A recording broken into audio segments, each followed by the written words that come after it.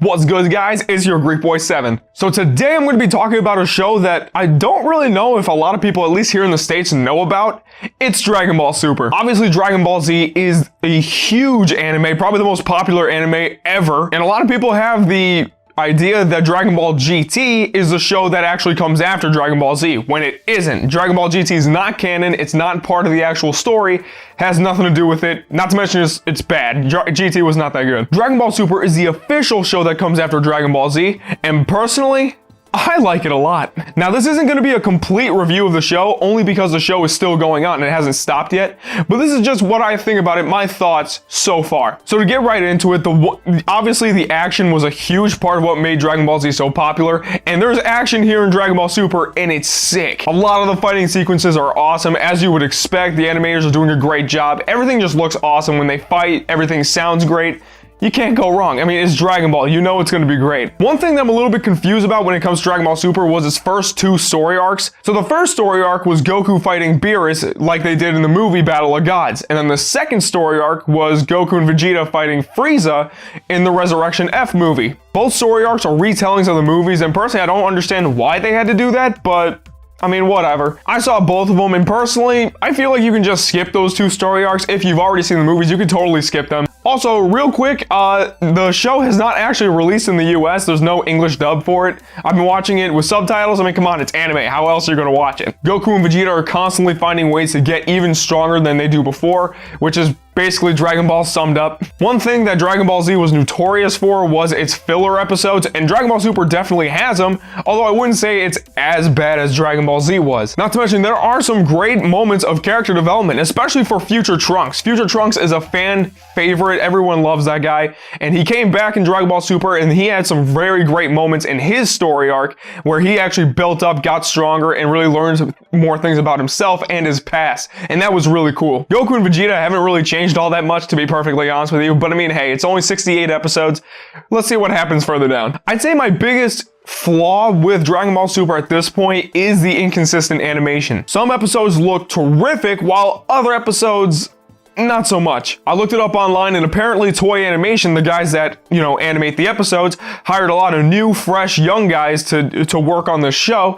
So, I mean, it's expected, they're getting their feet wet, they're still working on it. Which is why, the animation has gotten better, later down than it was earlier in the season. Like I said, it's just a small inconsistency. I just hope, it stays good and actually gets better over time, as the season progresses, or as the show progresses, sorry.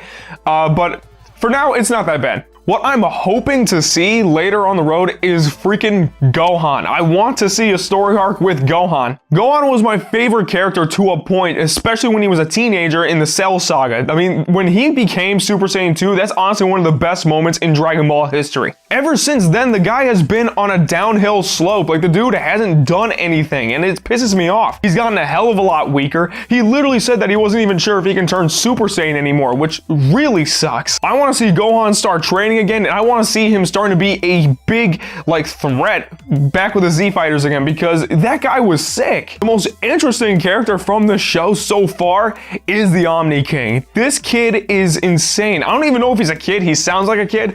I mean, and he pretty much acts like one, but this guy is nuts. He can literally do whatever he wants. The gods are afraid of this guy for a reason. We haven't seen too much of him, but I really want to see more. I want to see what this guy really is all about, his background, his history. Guys, at the end of the day, Dragon Ball Super isn't nearly as bad as some people thought it would be. It actually is really cool. There have been a lot of great action sequences and fight scenes. The animation has definitely gotten better, and the stories have become a lot more interesting later down the show than it was early on, since they were just retellings of the movies. I'm really hoping Dragon Ball Super stays at this pace, because it is a very great show. Is it as good as Dragon Ball Z? I'm not going to say that now, only because it doesn't have nearly as many episodes as Dragon Ball Z had, but so far it's really good. I can't complain about it. If the animation stays good and just gets better over time, then this show has no complaints from me whatsoever. It's just what it was for me. It's kind of, think of it this way. It's a mix between Dragon Ball Z and Dragon Ball. For those of you who don't know, Dragon Ball was actually the original show before Dragon Ball Z. It didn't start with Dragon Ball Z.